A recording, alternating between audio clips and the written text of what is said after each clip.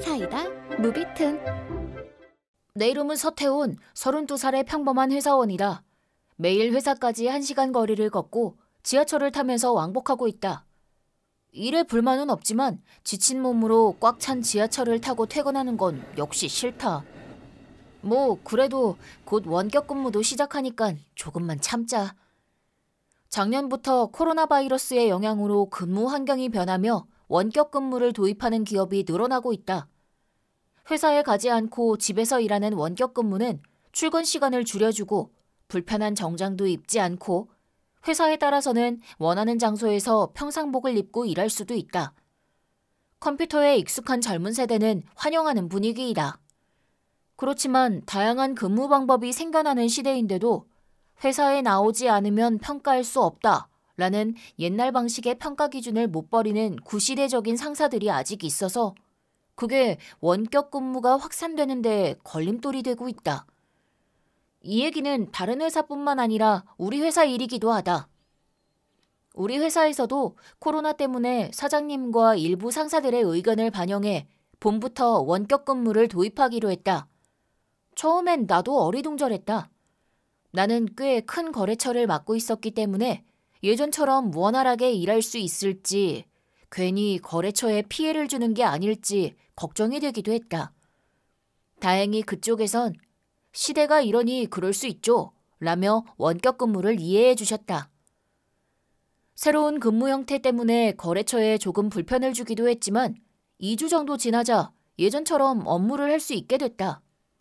그러자 원격 근무가 시작된 지 아직 1달도 채 되지 않았는데 이무혁 상무가 원격 근무는 일하는 게 아니야 라는 말을 했다. 원래도 이무혁 상무는 조선시대에서 살다 오기라도 했는지 물어보고 싶을 만큼 원격 근무를 전혀 이해하지 못했고 강하게 반대하는 입장이었다. 아직도 상사가 보는 데서 부하들이 일하는 게 최고의 업무 방법이라고 믿고 있는 건지 아니면 제일 중요한 건 모두가 회사에 있는 것이고 분주하게 움직이는 모습이 미덕이라고 생각하는 건지 효율성이나 생산성은 제쳐뒀다. 그 후에도 이무혁 상무는 제멋대로였고 그러니 원격 근무에서의 성과는 성과로 인정 못해 라는 방침을 거의 강제로 세웠다. 그래서 일부 사람들 외에는 모두 평가를 최하로 받았고 기본급과 수당도 제대로 받지 못했다. 그래서 원래 받아야 할 총급여 350만 원 중 지급된 게 140만 원, 실제 받는 돈은 80만 원이 되어버리고 말았다. 급여를 돌려달라. 이건 횡포다. 라고 따졌지만 들은 채도 하지 않고 원격 근무라는 건 잠옷 차림으로 일하거나 음식을 먹으면서 일할 수도 있지. 최악의 경우엔 술 마시면서 일하는 사람도 있을 수도 있잖아. 그게 지금 여기저기서 문제가 되고 있다고 들었고 생활 전부를 일에 쏟아붓지 않을 거라면 아무리 원격 근무로 성과를 내도 평가할 수 없는 게 당연하잖아. 라며 딱 잘라 말했다. 어떤 모습으로 일을 하든 정해진 시간만큼 일해서 성과를 냈다면 급여를 깎는 건 말도 안 돼. 그러면 원래대로 회사에서 일하게 해. 애초에 원격 근무를 추진한 건 회사잖아. 이렇게 아무리 말해도 소용없었고 원격 근무는 일이 아니야. 억울하면 회사에 나와서 일을 해. 라며 우겼다. 그래서 나를 포함해서 퇴사하겠다는 사람들이 여럿 나왔다. 사람은 나이를 먹을수록 새로운 걸 받아들이기 힘들어진다는 건 알고 있다. 흔히 말하는 꼰대 상사들은 머릿속으론 근무 방법을 개혁해야 한다는 걸 알면서도 오랫동안 계속해온 방식을 바꾸는 게 어렵기도 하겠지. 회의실 밖에까지 들릴 정도로 사장과 전무에게 크게 혼나는 소리가 들렸지만 이무혁 상무는 그럼에도 굽히지 않고 사장님이 뭐라 하시면 바뀔 거라고 기대했을지도 모르겠지만 한 번 정해진 평가는 못 바꾸니까 그렇게 아세요. 라며 씩 웃으며 말해서 이제 이 회사는 틀렸다고 느꼈다.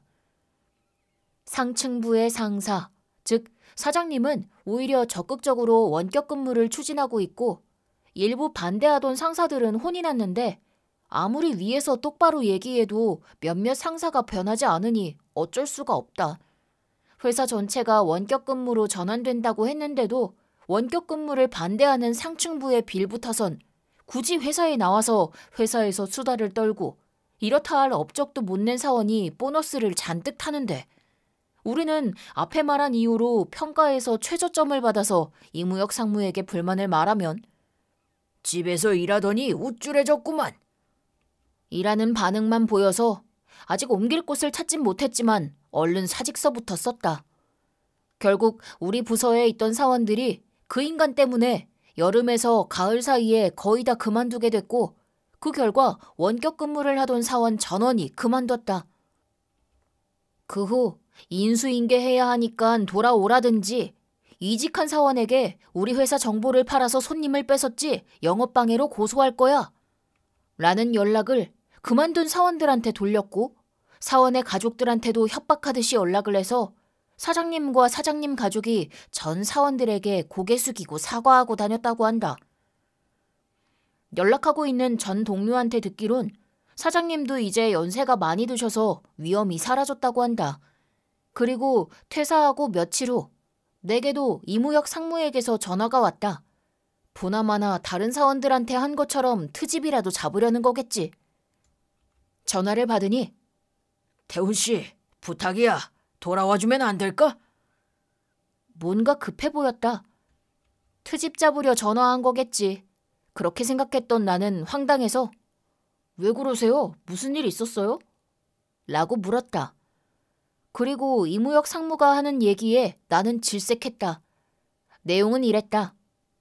회사는 내가 그만두자마자 내가 담당했던 거래처에 내가 그만둔 사실을 전하고 업무 내용을 전혀 모르는 신입 담당자를 소개했다고 한다. 그러자 거래처는 격분했다. 갑자기 말도 없이 담당자를 바꾸다니 무슨 소린가?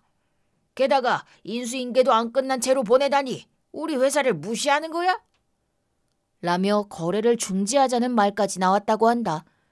중요한 거래처였기 때문에 거래가 중지되면 큰 손해를 입게 된다. 그래서 허둥지둥 내게 연락한 것이었다. 자네가 돌아오면 다시 거래를 하겠다고 해서 말이야. 부탁이니까 돌아오지 않겠나? 급여는 거래처 마음을 돌려주면 예전 급여의 1.5배로 맞춰줄게. 어때? 알겠습니다. 돌아갈게요. 정말이야, 태훈 씨? 대신 조건이 하나 있어요. 뭔데?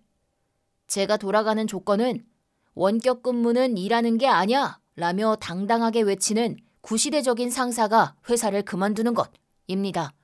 당신 말이에요, 이무혁 상무님. 뭐? 결국 이무혁 상무와의 협상은 결렬됐다. 내가 담당했었던 거래처는 곧바로 거래를 중지해버렸다. 유일하게 멀쩡했던 전무님도 그만두고 이무혁 상무는 사람들이 거의 다 그만둔 상태에서 아무것도 모르고 온 신입사원들을 거의 쉬는 날도 없이 돌리려고 했던 것 같다. 물론 이전까지 딱히 하는 일도 없이 고집만으로 겨우 상사가 됐던 이무혁 상무에게는 할 수 있는 일이 아무것도 없었고 회사 경영은 위태위태해지고 코로나 영향까지 겹치면서 회사는 결국 파산했다. 사장님은 2대째로 나이도 상층부 분들이 좀 더 많고 이런저런 힘든 점이 있었을 것이다. 사장님이 조금 안 됐긴 하지만 상층부의 폭주를 막지 못했으니까 지금 결과는 어쩔 수 없다고 생각한다. 태훈 씨, 잘 와줬네. 저야말로 연락 주셔서 감사합니다. 앞으로 잘 부탁드립니다. 나는 그 후 내 거래처 사장이었던 분께 입사 권유를 받아 무사히 다시 시작할 수 있게 되었다. 이번 영상은 어떠셨나요? 재밌게 보셨다면 구독, 좋아요에 댓글까지 달아주시면 감사하겠습니다. 그럼 다음 영상에서 만나요.